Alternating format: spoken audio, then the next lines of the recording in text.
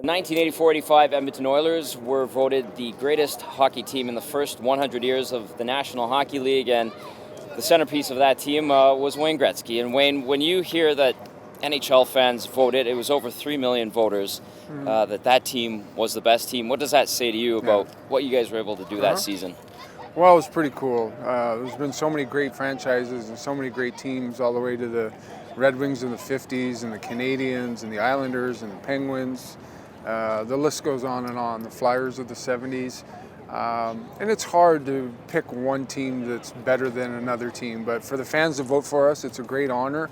It's something that we're very proud of as a team and organization. And obviously the City of Edmonton is a big part of that and a big part of the success of that team. So it's something that we're all we feel very honored that we were voted the #1 team. The 4 Cup teams you were a part of were in the top 10 of the greatest teams of all time. Why do you think that one separates from the other 3?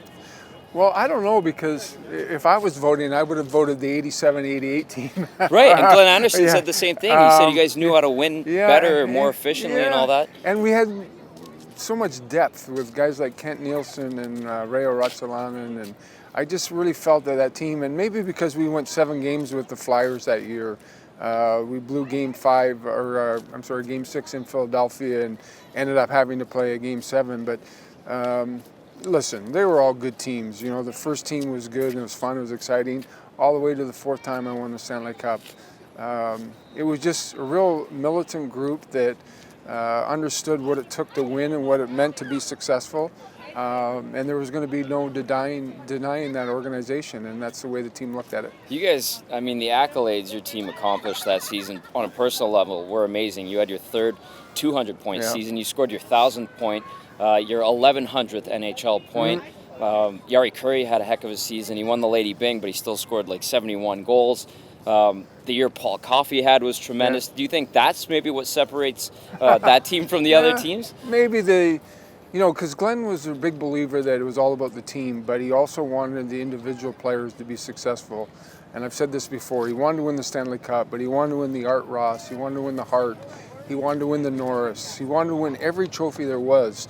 So he didn't want the players to take anything away from their individualism, and yet he wanted to make sure that it was all about the team. So we all pushed ourselves, and ironically, the finals that year started on a sour note. We lost Game 1 in Philadelphia, and Glenn was pretty upset, and he was pretty adamant that myself and number 7 were not very good in Game 1, and it sort of little fire under our rear ends. Was he right?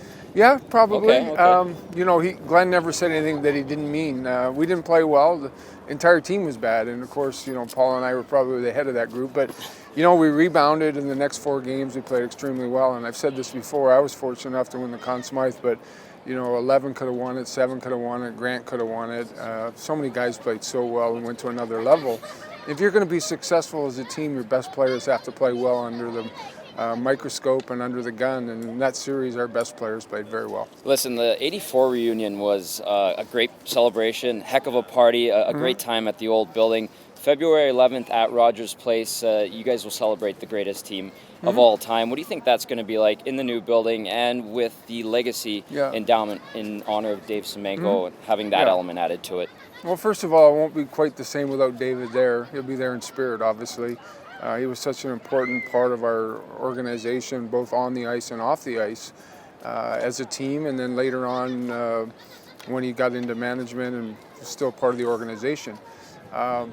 My best recollection of the event that we held for the 84 team was 2 things. One, that we raised a ton of money for people who are less fortunate. We raised a ton of money for a great charity, and this event will also be beneficial for people who are less fortunate, and that's what makes Edmonton special and the city and the province so wonderful.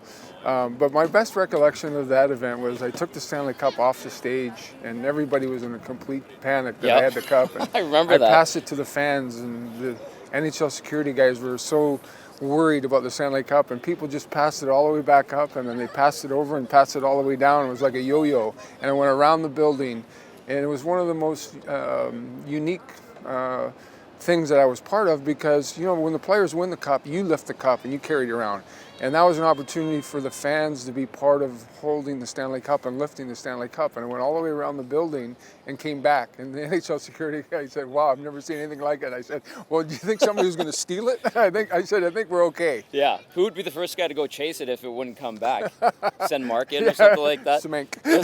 Exactly, you'd have it in no time. There you go. Well, we look forward to seeing you February 11th with the rest of the 84-85 team. Always great to catch up with you, Wayne. Thank you, Tom. Thank you very much.